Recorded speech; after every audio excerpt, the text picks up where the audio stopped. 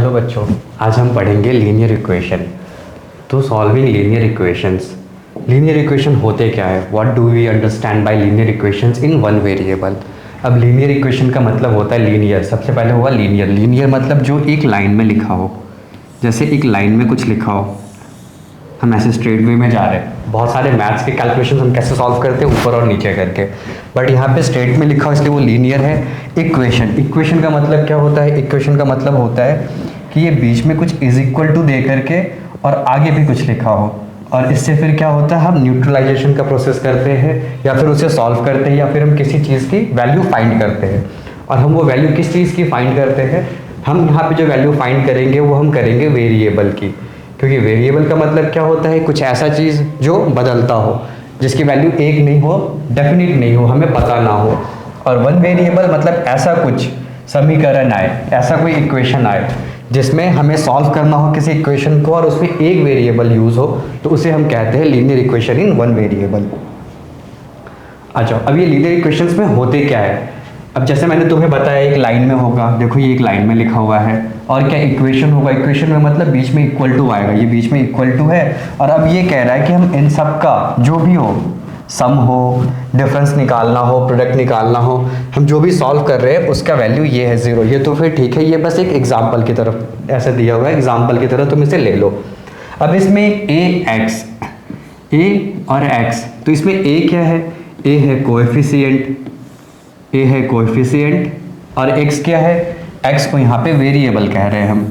What is x? x is a variable here and b is a constant term, and b is a constant term.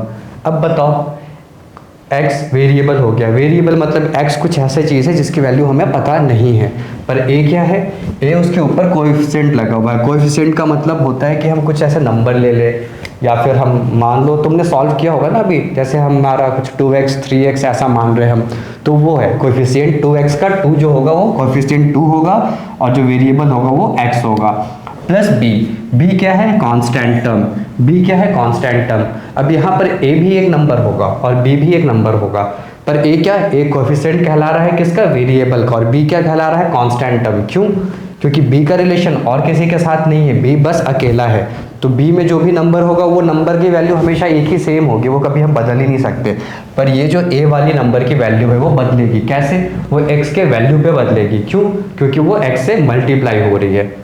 तो इसे हम आगे समझते हैं। अब आगे और क्या क्या चीज़ें इसमें दी गई है, चलो हम एग्जाम्पल के रूप में समझते हैं। तो क्वेश्चन है, the ages of Rahul and Haroon are in the ratio 5:7. 4 years later, the sum of their ages will be 56 years. What are their present ages? तो चलो, अब हमारे ये कुछ समझ में आया क्या? तुम बच्चों ने अभी 8th क्लास में पढ़ते हो तो समझ में तो आ ही गया होगा, बट अब हम इसे सॉल्व कैसे करेंगे? हम इसे सॉल्व करेंगे कि हम हमेशा लीनियर इक्वेशन के क्वेश्चन में सबसे पहले लेट करते हैं।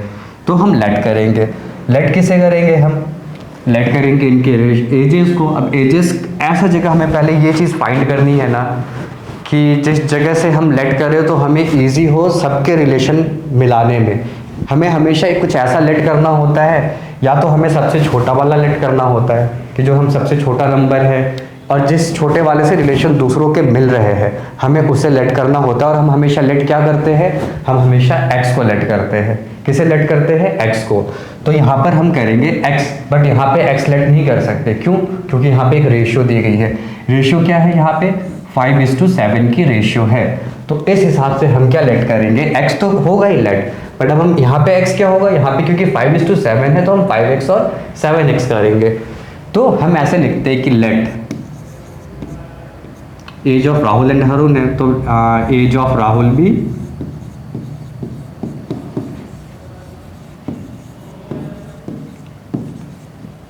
x not x, it would be 5x। क्यों? क्योंकि 5:7 के रेशियो में करना है। अगर हम 5 वाले को x मान ले तो उसे 7 में तो हाफ भी नहीं कर सकते। 7.5 होता तो 1.5x कर सकते थे, पर ऐसे में वो जो कैलकुलेशन होंगे वो बहुत ही हार्ड हो जाएंगे। इसलिए हम जो चीज़ लेट करेंगे कभी भी, वो हमेशा हम क्वेश्चन को देखते हुए इस अनुसार लेट करेंगे कि हमारे कैलकुलेशंस कभी हार्ड नहीं हो।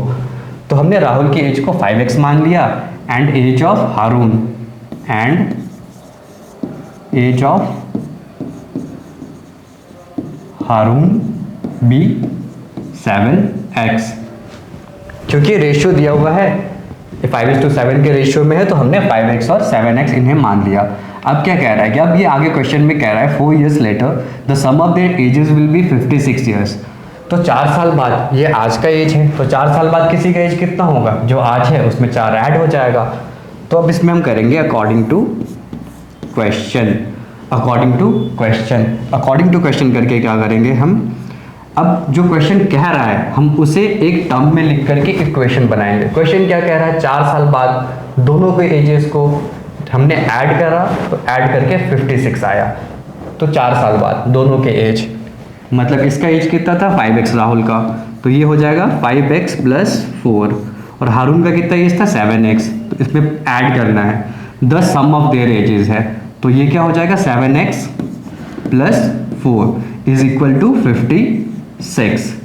ये क्वेश्चन यही कह रहा है। अब हम क्या करेंगे, हम इक्वेशन को सॉल्व कर देंगे।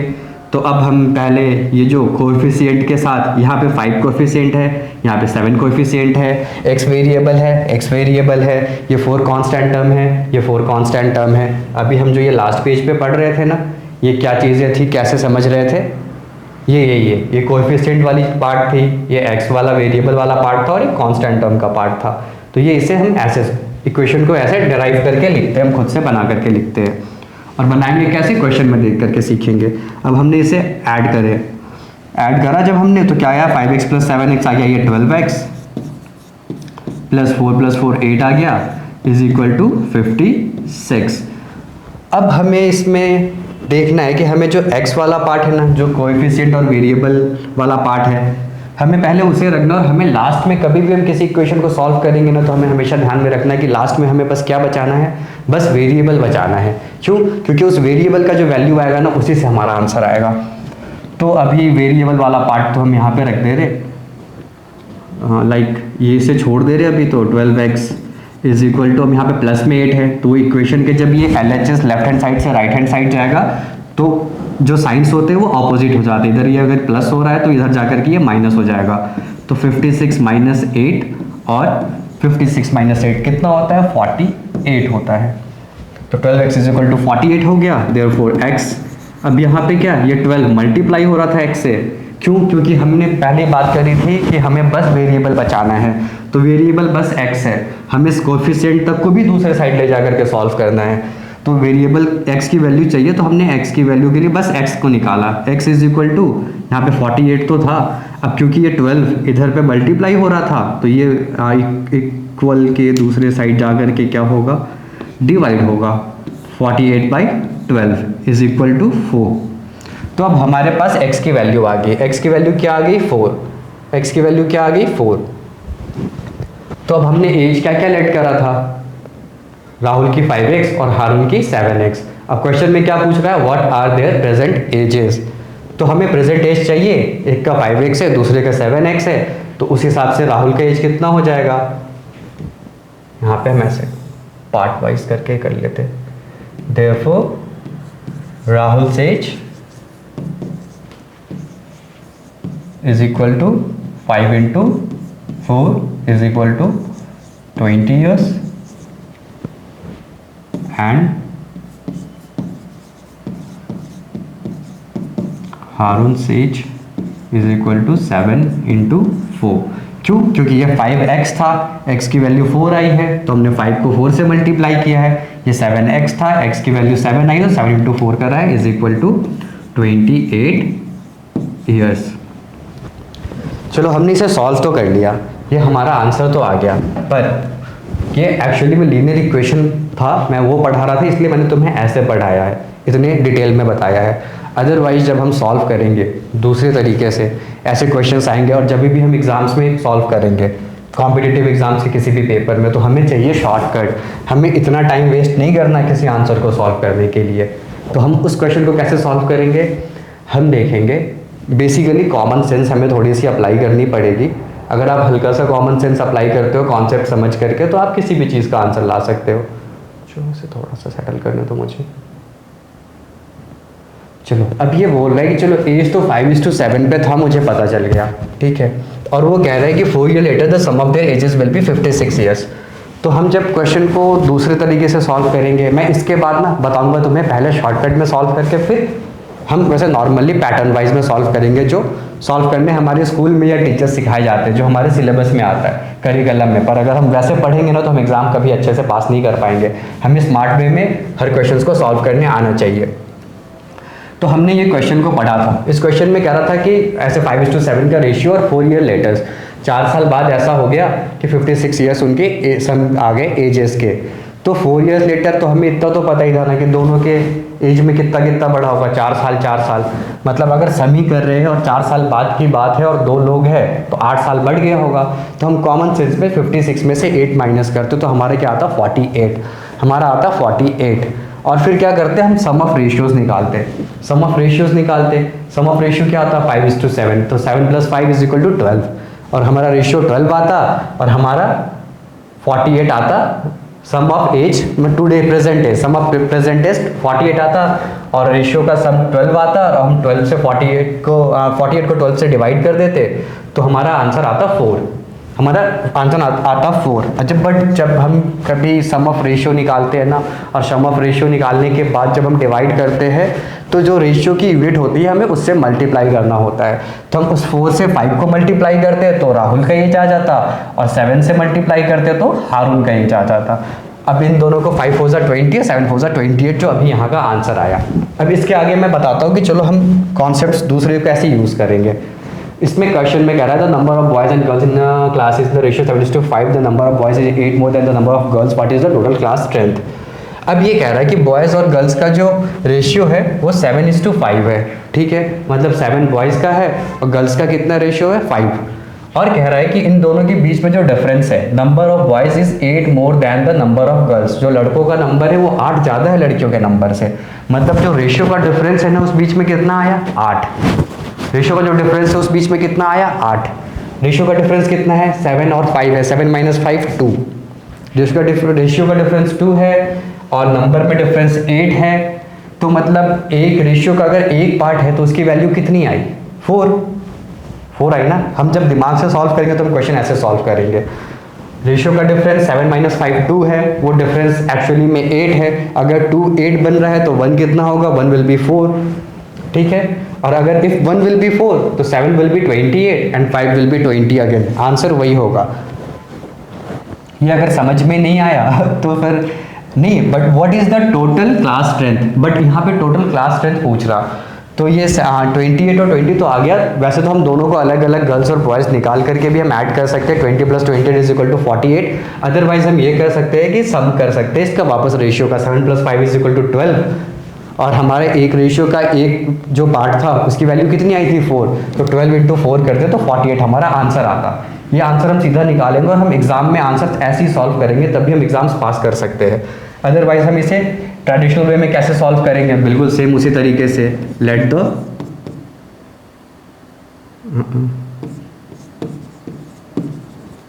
Number of boys be 7x and the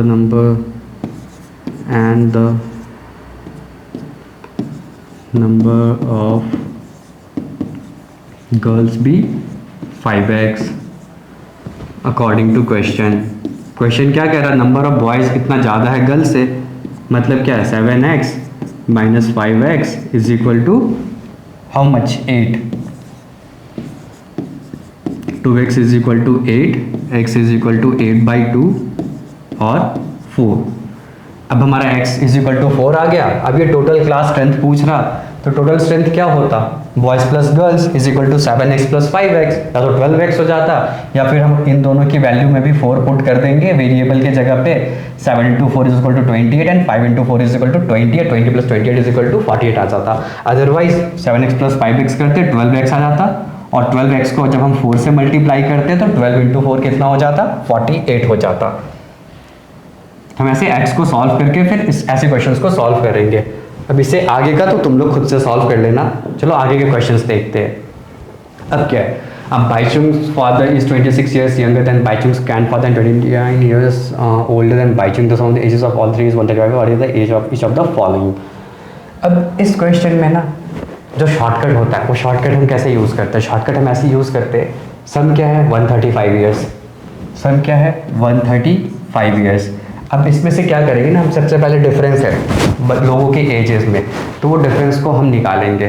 तो वो डिफरेंस कितना है, मतलब कि हम बाईचुंग को बेस में ले लेंगे। बाईचुंग को बेस में ले लिया, मतलब बाईचुंग हमारा बेस, क्योंकि बाईचुंग सबसे छोटा है, उसके रेफरेंस में किसी का भी एज निकालना हमारे लिए बहुत आसान होगा। चलो बाईचुंग हमारा रेफरेंस में हो गया, तो बाईचुंग से बड़े कितने, अब लोग हम ये चेक करेंगे। बाईचुंग से 29 years older than Bhaichung. Bhaichung से उसके पापा कितने साल ज़्यादा बड़े हैं, 29 साल, ठीक है। और बाईचुंग से उसके दादा कितने साल बड़े हैं, बताओ, 26 लग रहा है क्या? नहीं, पहले बाईचुंग से 29 साल बड़े उसके पापा और उससे 26 ईयर्स बड़े उसके दादा।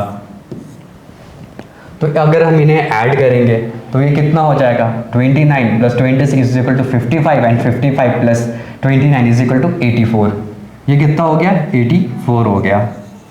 अगर हमने सबका सम कर दिया, 29 plus this much is equal to 84।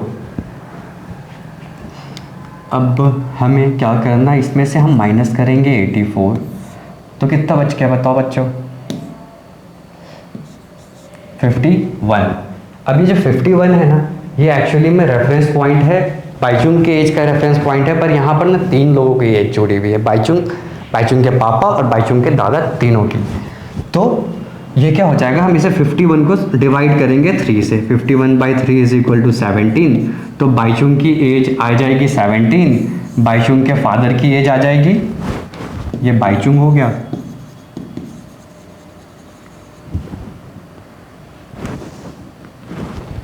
अब 17 + 29, 17 + 29 is equal to how much, it is 46। ये उसके फादर हो गए, एंड 46 + 26 इज इक्वल टू 72। ये उसके ग्रैंडफादर की एज हो गई।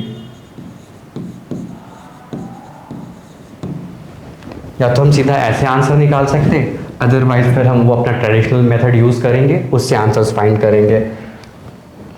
आप इसे एक बारी स्क्रीनशॉट लेकर के रख सकते हो समझने के लिए, रेफरेंस के लिए, और फिर मैं आपको ट्रेडिशनल मेथड में भी समझा दे रहा हूँ लीनियर इक्वेशन को कैसे सॉल्व करते थे। वो तो खैर आप सभी को आता होगा, आप इतने बड़े तो हो गए, फिर भी मैं एक बारी बता दे रहा हूँ।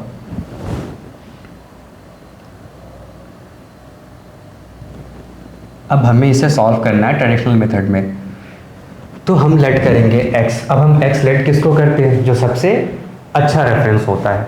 यहाँ पे सबसे अच्छा रेफरेंस कौन है, या फिर जो सबसे छोटा होता है हम उसे भी लेट कर लेते हैं, वो ज़्यादा इजी होता है फिर कैलकुलेशन हमारे लिए, जो अभी हम इक्वेशन डिराइव करेंगे। तो सबसे छोटा ये कौन था इसमें, बाईचुंग होगा, जाहिर सी बात है, एक उसके पापा दूसरे उसके दादा है।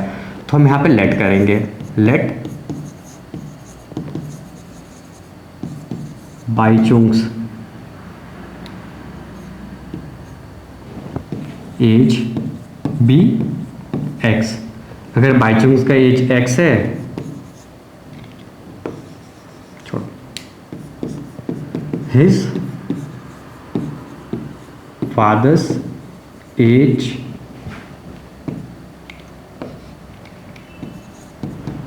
विल बी, मतलब इस हिसाब से फादर कितने बड़े, 29 years,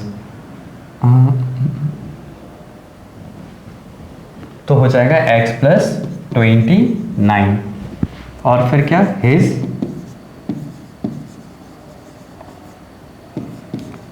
grandfathers age be x + 29 + 26, और कितना आया था हमारे कैलकुलेट करके, ये x + 55 आया था। तो अब अकॉर्डिंग टू क्वेश्चन क्या कह रहा है कि इन तीनों के एज को जब हमने सम करा था, तो सम करके कितना हो गया था, 135 ईयर्स। तो वो है x + 29, ये किसका है, ये उसके फादर का एज है, प्लस x + 55, ये किसका है, ये उसके ग्रैंडफादर की एज है, और इज इक्वल टू 135। तो क्या हो जाता है ये x, सारे x अलग कर लेंगे हम, चलो ये ज़रूरी नहीं है ब्रैकेट लगाए, हटा भी थे ब्रैकेट, फिर भी ये तो सॉल्व हो ही जाएगा। मैंने ब्रैकेट लगाया था इसलिए तुम्हें बता सकूं। कि अलग अलग लोगों की एज है। तो अब x कितने हो गए 1 2 3, 3x प्लस 55 प्लस 29 कितना हो जाता है, ये 84 हो जाता है, इज इक्वल टू 135। तो therefore x is sorry 3x is equal to, अभी 3x पे ही सॉल्व करेंगे, तो 3x would be 135 minus 84, 135 minus 84 is equal to 51, और let it be in bracket और 51। Therefore x is equal to 51/3 और 17। x की वैल्यू 17 आ गई। फिर उसके फादर की एज तो x की एज कितनी है, सॉरी x की वैल्यू जो है वो किसकी एज है, x की जो वैल्यू है वाईचुंग की एज है, तो वाईचुंग की एज 17 आ गई, और इसी हिसाब से हम उसके फादर की एज में x प्लस 29 कर लेंगे और उसके ग्रैंडफादर की एज में x प्लस 55 करके आगे के आंसर्स फाइंड कर सकते हैं। चलो अब आगे और तरीकों के क्वेश्चंस देखते हैं। और rational number such that when you multiply by 5/2 and add 2/3 the product you get -7/2। देखो ऐसे जो क्वेश्चंस होते हैं ना, हम ट्रेडिशनल वे में तो करेंगे, बट हम इसे शॉर्टकट में कैसे करते हैं, तो हमारा आंसर आता है, हम जो ये आंसर आया ना, इस आंसर को हम सबसे पहले लिखेंगे -7/12। हमने इस आंसर को सबसे पहले लिखा, और अब क्या कह रहा है कि अब जिस तरीके से ये करते हुए आए थे ना, इसके ऊपर जो मतलब इक्वेशन चली थी या फिर जो भी इनके साथ साइंस लगे थे, मल्टीप्लाई हुआ था, प्लस हुआ था, कुछ भी हुआ था, हम उसका ऑपोजिट करेंगे। जो मतलब एक लाइन से चलते हुए आया था ना, अगर एक क्रम में वो जो इनके ऊपर इक्वेशंस हुए थे वो चलते हुए आया था, तो हम उसे रेसिप्रोकल करेंगे, रेसिप्रोकल पीछे की साइड से। तो अब पहले क्या था, पहले हुआ था मल्टीप्लाई बाय 5/2 और उसके बाद हुआ था एंड ऐड 2/3। पहले मल्टीप्लाई हुआ था फिर ऐड हुआ था। अब हमें रेसिप्रोकल करना है और पीछे की साइड से चलना है, और हमारे जो साइंस होंगे वो भी क्या होंगे, अब उल्टे होंगे। अगर ये ऐड हो रहा था तो अब क्या होगा, ये माइनस होगा। तो हमने -7/12 में से -2/3 किया पहले, तो ये कितना हो गया, इसका एलसीएम आ गया कितना 12, ये -7 ही हो जाएगा, और ये हो जाएगा -8 इज इक्वल टू -15/12।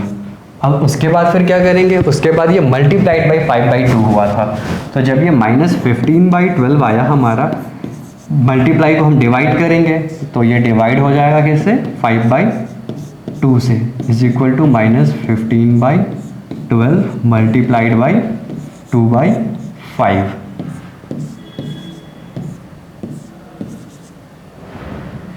और ये 3 टाइम्स में कट गया, और 3 कट गया 2 टाइम्स में, तो इज इक्वल टू क्या आ गया, -1/2। ये हम शॉर्टकट में इसे ऐसे क्वेश्चंस को ऐसे सॉल्व करेंगे। ये शॉर्टकट का तरीका है। आप एक बार समझ में आ गया तो समझ लो, अदरवाइज रिपीट कर लो मेरे इस वीडियो को, और रिपीट करने के बाद क्या करो, इसके स्क्रीनशॉट ले लो। और अब मैं आपको ट्रेडिशनल वे में बताता हूँ, ट्रेडिशनल वे में हम कैसे करेंगे। ट्रेडिशनल वे में करेंगे, व्हाट इज द नंबर, हमें फाइंड क्या करना है, नंबर, बस एक ही चीज तो फाइंड करना है। तो let the number be x. हमने सबसे कहा कि नंबर को लेट कर लिया एक्स। अब इसके आगे वो क्या पूछ रहा है, इसके आगे कह रहा था कि वो जो नंबर था पहले उसे मल्टीप्लाई कर दिया गया 5/2 से। तो अकॉर्डिंग टू क्वेश्चन नंबर को मल्टीप्लाई कर दिया गया 5/2 से, और उसमें ऐड कर दिया गया 2/3, तो हमारे पास क्या आ गया, -7/12। इसको फिर कैसे करेंगे, ये आ गया 5x/2, और ये जो प्लस हो रहा था इसे हम दूसरे साइड भेज देंगे तो ये माइनस हो जाएगा, इज इक्वल टू -7/12 -2/3। और ये फिर वही सेम क्वेश्चन है, ये 12 आ गया, इधर माइनस हो गया, -7 -8 और -15/12। लास्ट टाइम हमने इसे कट नहीं किया था, क्यों, क्योंकि हमें वापस तो इसे मल्टीप्लाई करके कट करना ही था, अदरवाइज हम यहाँ पर भी इसे कट कर सकते हैं। ये 3 से दोनों डिविजिबल है, तो हम इसे 3 से काट लेंगे, तो ये क्या बन जाएगा, -5/4। हमारा आंसर सेम आएगा, चाहे हम इसे अभी हम -15/12 भी क्यों ना रखें, हम लास्ट में ही कट करें तो भी हमारा आंसर सेम ही आता। अभी चलो हमने -5/4 निकाल लिया। अब नेक्स्ट स्टेप क्या है, 5x/2 है, हमें चाहिए यहाँ पे क्या, बस x चाहिए। तो x 5 से मल्टीप्लाई हो रहा है, 2 से डिवाइड हो रहा है, तो वो क्या हो जाएगा, अब यहाँ पे हमें चाहिए बस x, तो ये जो 5/2 है वो दूसरी साइड जाके रेसिप्रोकल हो जाएगा, -5/4 इंटू 2/5। ये 5/2 क्योंकि 2 यहाँ पे डिवाइड हो रहा है तो इधर मल्टीप्लाई में आ गया, और 5 यहाँ पे मल्टीप्लाई कर रहा है तो इधर डिवाइड में आ गया। हमें ये समझना होगा कि हम उल्टा करते हैं। अब ये 2 से 2 कट गया, ये 5 से 5 कट गया, ये -1 बचा, is equal to -1/2। Traditional way में हम इसे ऐसे सॉल्व करेंगे। And what is the next question, 15 years from now Ravi's age will be 4 times his present age, what is Ravi's present age. ये बस हमें वर्ड्स पे जाना है कि ये वर्ड्स में कह क्या रहा है, हमें थोड़ा सा मतलब समझना है। और मतलब अगर हमारे नहीं भी समझ में आए ना, तो मैथ्स के क्वेश्चन में एक चीज़ होती है, हमें कभी भी इतने बड़े क्वेश्चन को या फिर किसी भी क्वेश्चन को देखे कंफ्यूज नहीं होना है। मैथ्स के क्वेश्चन का हर क्वेश्चन का आंसर उसके क्वेश्चन के अंदर ही होता है। वो बस जो कहा जा रहा है आपसे पहली लाइन से वो कुछ कहेगा क्वेश्चन, वो जो कह रहा है आप करते जाइए, फाइनली आपको उसका आंसर मिल जाएगा। आपको डरने की ज़रूरत कभी नहीं होनी चाहिए। अब ये कह रहा है और रवीज प्रेजेंटेज पूछ रहा है, तो हमें लेट क्या करना पड़ेगा इस क्वेश्चन में, रवीज का प्रेजेंटेज। अब मैं इसे शॉर्टकट में बताऊँ तो बस दिमाग चलाना पड़ेगा।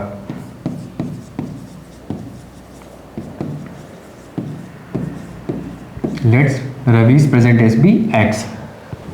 अब आगे क्या कह रहा है, according to question according to question क्या कह रहा है, 15 years फ्रॉम नाउ, आज से 15 साल बाद।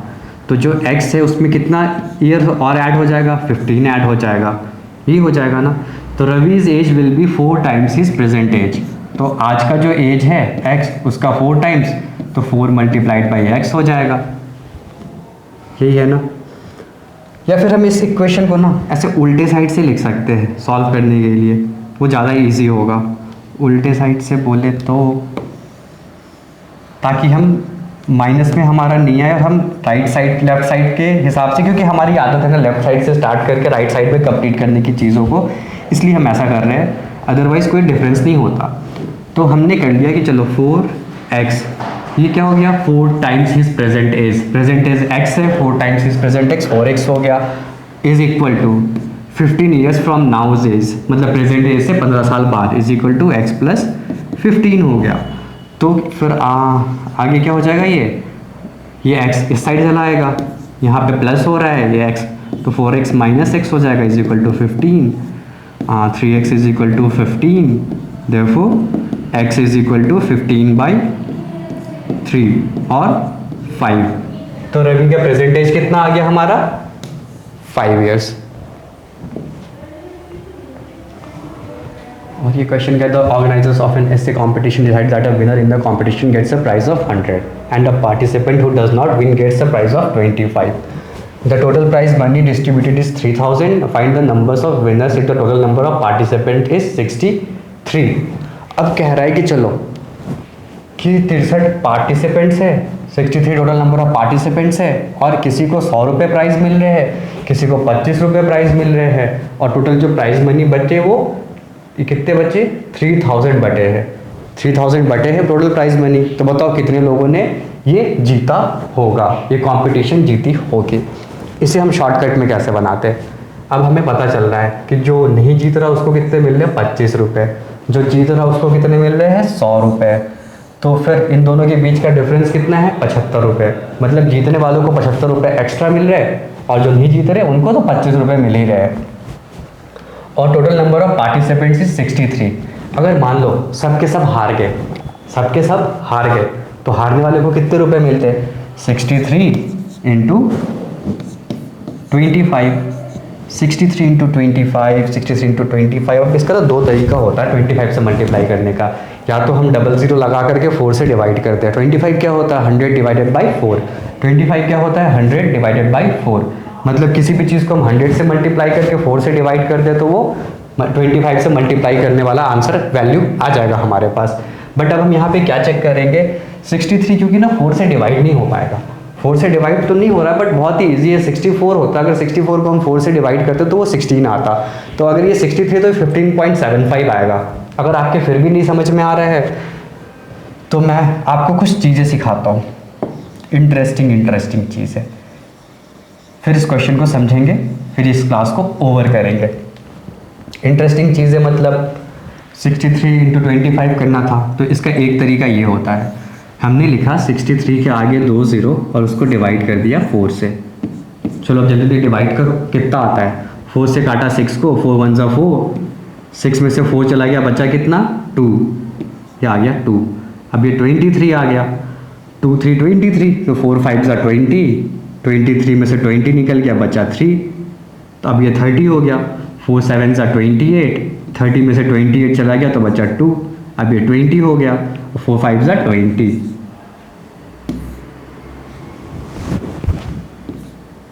ये 1575 इसका ऐसे नॉर्मली मनी आ गया। ये डिवाइड करना सिखाया मैंने, मतलब वो मल्टीप्लाई 25 से मल्टीप्लाई। अदरवाइज एक चीज़ और होता है, हम मल्टीप्लिकेशन कभी भी करेंगे ना तो हमें मल्टीप्लिकेशन की प्रोसेस चेंज करनी पड़ेंगे। हमें ना वैदिक मैथमेटिक्स से मल्टीप्लाई करना चाहिए, वो ज़्यादा इजी होता है, पर वो अभी स्टार्टिंग में लगेगी नहीं क्योंकि तुमने कभी प्रैक्टिस नहीं की होगी।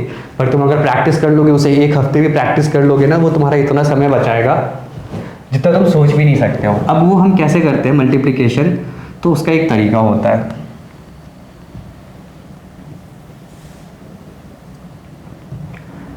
वैसे तो संस्कृत में नाम है उसका त्रिभाग्यधर्म रूल ऐसा कुछ करके, बट मैंने ना उसे एक शॉर्ट फॉर्म बनाया है। मैंने बनाया है IXI, और ये कहाँ से चलता है, ये पीछे की साइड से चलता है। क्योंकि मैथमेटिकल जो भी हम सॉल्यूशंस निकालते हैं ना, मैक्सिमम चीज़ें कहाँ से होती है, पीछे से स्टार्ट होती है। मल्टीप्लाई भी पीछे की साइड से करते हैं, एडिशन भी पीछे की साइड से करते हैं, और हम डिवीज़न भी पीछे की साइड से नहीं करते हैं। डिवीज़न हम आगे की साइड से करते हैं, बस डिवीज़न को छोड़ के बाकी चीज़ें हम मैथ्स के पीछे की साइड से कैलकुलेट करते हैं। तो अभी हमें करना है 63 मल्टीप्लाइड बाई 25। इसका एक लाइन में आंसर जो निकालना होता है ना, अभी थोड़ा टाइम लगेगा, मैं धीरे धीरे बता रहा हूँ। जैसे मुझे अगर आंसर निकालना हो, मैं तो देख के मैंने 1575 बता दिया था, तो मैं तो इसे सॉल्व कर सकता हूँ। पर तुम लोग पहले ऐसे भी प्रैक्टिस करो। ये 2 डिजिट के मल्टीप्लिकेशन का ऐसे है, फॉर्मूला है ये आई का मतलब होता है ना स्ट्रेट मल्टीप्लिकेशन। आई का मतलब होता है इधर आई नहीं, मैं तो ऐसे line, I stands for straight multi, ठीक है। And x stands for cross multiplication and their addition। ये लिख लोगे तो याद रहेगा। अच्छा, अब ये आई मतलब क्या है, स्ट्रेट मल्टीप्लिकेशन। तो आई मतलब, और फर्स्ट स्टेप क्या है, आई मतलब स्ट्रेट मल्टीप्लिकेशन। 5 3 ज़ा 15, 15 का लिखा हमने 5, कैरिड ओवर हो गया हमारा 1। फिर क्या है, cross multiplication and their addition. Cross multiplication किए, 6 5 ज़ा 30, 3 2 ज़ा 6, और ऐड करते हैं 30 + 6 36, और ये 1 कैरिड ओवर था, 37 का 7 कैरिड ओवर हो गया हमारा 3। और फिर क्या है, I stand for straight multiplication, तो 6 2 ज़ा 12 + 3 15, 1575। ये आंसर्स हम ऐसे भी निकाल करके ला सकते हैं।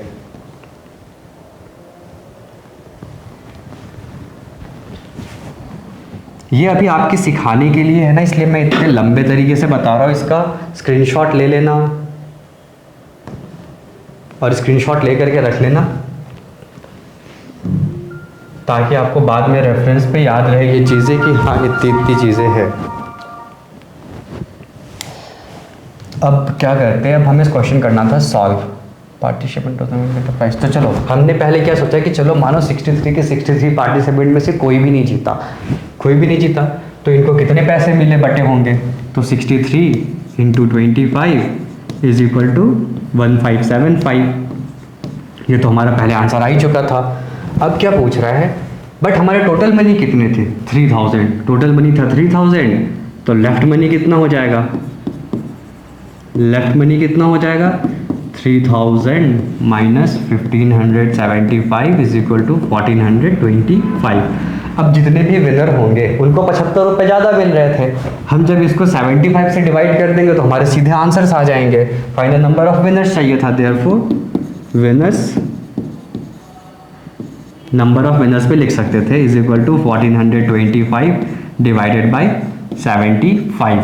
अब आप काट सकते हैं कि 75 से 1425 को काट सकते हैं, हम 25 से डिवाइड कर लेते चलो, या फिर 3 से डिवाइड कर लेते, जैसी आपकी मर्जी हो। 25 से कर ली तो 25 3 टाइम्स में कट गया, 25 से कटा ये 5 टाइम्स में 125 आ गया, फिर बचा 175, तो 57 टाइम्स में बच गया। और ये 3 57 19 टाइम्स में कट कर देंगे इज इक्वल टू 19।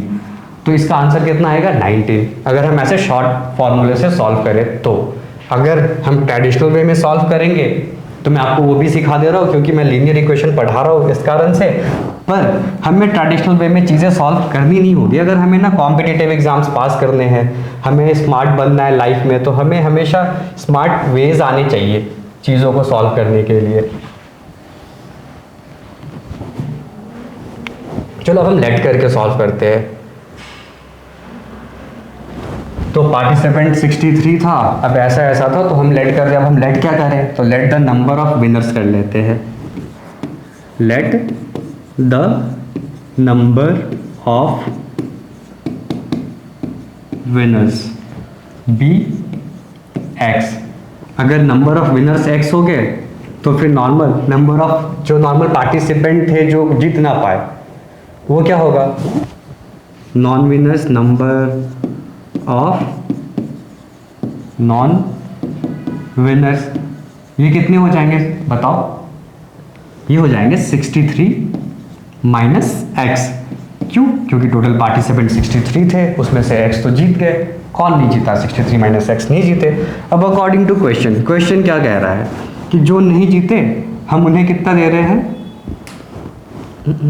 पता है ये ना, ये क्वेश्चंस मतलब अब हम इसे सॉल्व करने में ना 63 को 25 से, चलो हमने पहले सॉल्व किया है, हम इसे ना उल्टा करके भी कर सकते थे सॉल्व, पर हम ऐसे ही कर लेते हैं अकॉर्डिंग टू क्वेश्चन। विनर्स को कितने मिले थे, 100 रुपये मिले थे, x इंटू 100 प्लस लूजर्स को कितने मिले थे 63 माइनस एक्स को 25 multiplied by 25 is equal to total कितने हो गए थे 3000 रुपीज़।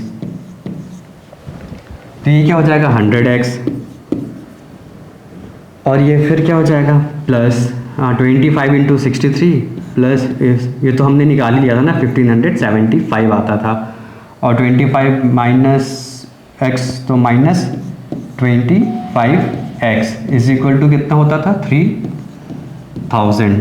तो ये कितना हो गया 100x माइनस 25x इधर बचा, क्योंकि ये वेरिएबल वाले पार्ट है कोएफिशिएंट के साथ, और ये जो कांस्टेंट वाला पार्ट है हम उसे दूसरे साइड ले जाएंगे कांस्टेंट के साइड में।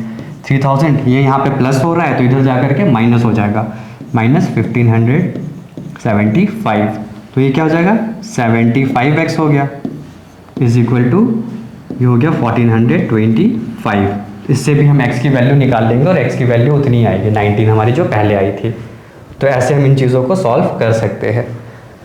और बताओ बच्चों फिर कैसा लगा तुम्हें आज का क्लास, और अभी तुम्हें कोई भी क्वेश्चन हो तो तुम ये सारे क्वेश्चंस मुझे कमेंट में लिख सकते हो या फिर मुझे मेल कर सकते हो, इंस्टाग्राम पे भेज सकते हो। मैं सारे सॉल्यूशंस तुम्हें निकाल करके शॉर्ट फॉर्म में ट्रेडिशनल फॉर्म में हर तरीके से बता दूंगा। Thank you.